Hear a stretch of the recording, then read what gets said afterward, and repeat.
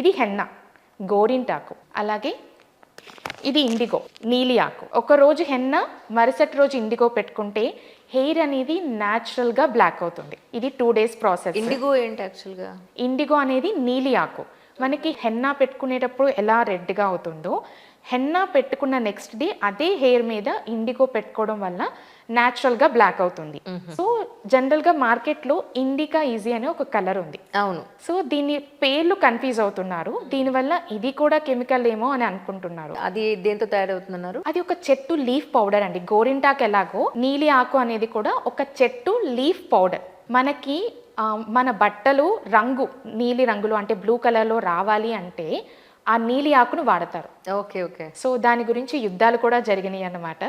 So ఆ natural లీఫ్ని మనం hair కలరింగ్కి వాడతాం. అంటే మీరు ఎక్కడి నుంచి తెప్పిస్తున్నారు? అది మీకు ఎక్కడ దొరికింది? సో మనకి ప్రతి ఒక్క ప్రోడక్ట్ కూడా మనం డైరెక్ట్గా ఫార్మర్స్ దగ్గర నుంచి తీసుకొస్తామండి. దాన్ని అందరూ ఏంటంటే డైరెక్ట్ పౌడర్ తెప్పించేస్తారు. మనం లీఫ్ తెప్పించి పౌడర్ చేసి సేల్ చేస్తున్నాం.